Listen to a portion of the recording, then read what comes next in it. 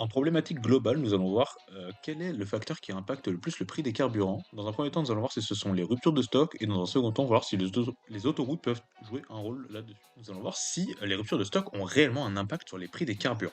Donc tout d'abord, on peut voir que, en termes de rupture de stock, l'Auvergne-Rhône-Alpes est celle qui, à première vue, est vraiment la plus touchée, avec la Normandie qui est pas trop loin derrière et la Bourgogne qui se vaut avec la Normandie.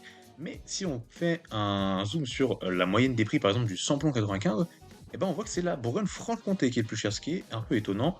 Donc déjà, on peut se dire que c'est pas forcément un facteur si, encombrant. Donc si on regarde un peu aussi la moyenne des prix du gasoil et du samplon 95, on voit que, bah, c'est la Bourgogne-Franche-Comté qui est encore le plus haut. Alors que si, par exemple, on prend la Normandie, et ben, on voit que c'est elle qui aurait les prix les plus chers. Ce qui veut un peu dire que, la Bourgogne-Franche-Comté a une moyenne de prix qui est plus élevée en général, alors que pour la Normandie, c'est à l'inverse, il y a forcément des prix sur des stations qui sont très bas, qui contrebalancent avec tout cela. Donc maintenant, on va passer un peu voir ce ratio de rupture et on voit que les résultats s'inversent encore une fois. C'est la Bourgogne-Franche-Comté qui est la plus faible, alors que, bah, la Normandie est, elle, la plus élevée, ce qui est vraiment étonnant, donc avec nos résultats qu'on a eu juste au précédemment. Et donc, on voit que ça a peut-être pas forcément d'impact, ça joue peut-être un peu, mais c'est pas le facteur primordial. Voilà. Si par exemple, ensuite, on regarde un peu les prix et qu'on compare 2022 et 2026, donc 2022 a été une année avec les guerres et tout, donc on sait qu'il y a eu un impact, mais je pense que c'est surtout l'inflation qui a eu un réel impact et pas forcément les ruptures de stock. Donc voilà. Donc certes, ça joue un minimum sur la consommation, mais c'est pas le plus gros facteur. On va voir l'impact de l'autoroute sur les prix du carburant. Donc tout d'abord, on va voir les prix pour les différents carburants entre autoroute et hors autoroute. Déjà, on a des stats concrètes qui sont que pour le gasoil, sur autoroute, la moyenne des prix est de plus 12,5 centimes par litre, ce qui n'est pas vraiment très grand dans ce cas-là. Mais si on regarde par rapport à un plein de 60 litres, c'est là qu'on se rend compte qu'en fait, ça fait déjà plus de 7,50 € en moyenne, par rapport à des stations qui sont hors autoroute. On remarque aussi que la différence, hem, entre régions est d'environ 5 centimes, donc on peut se rendre compte que c'est pas non plus, gigantesque. Donc, on remarque que vraiment ce qui change beaucoup, c'est pas, la région, mais c'est où dans cette région on va faire le plein. Donc maintenant, on va voir les prix autoroute et hors autoroute par région.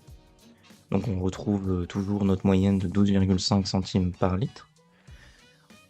On a la région la moins chère sur autoroute qui est Île-de-France, qui est environ à 4 centimes de plus par rapport à hors autoroute.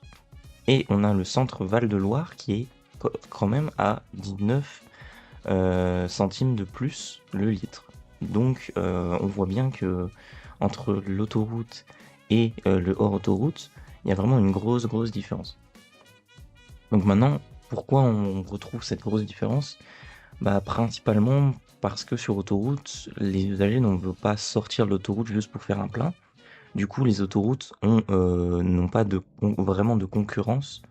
Du coup, ils peuvent se permettre d'avoir un prix assez élevé. Donc maintenant, on va voir comment on a préparé nos données pour la création de nos différents graphiques. Donc on a principalement changé les mêmes données qui sont les prix. Donc là, on va voir par rapport au prix du gasoil qui tout d'abord était un texte avec des points, donc qui n'est pas utilisable pour des données de moyenne car ce n'est pas un nombre décimal.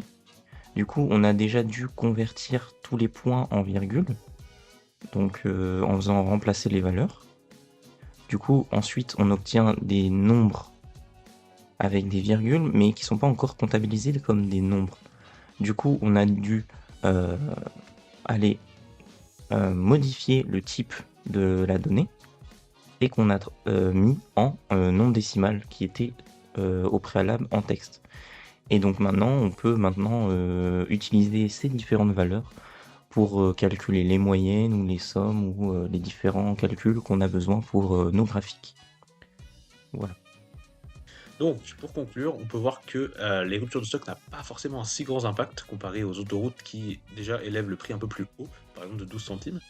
Et donc voilà, mais c'est surtout un ensemble de facteurs qui fait que les prix vont augmenter fortement ou non. Donc, c'est pas forcément des facteurs individuels qui font ça.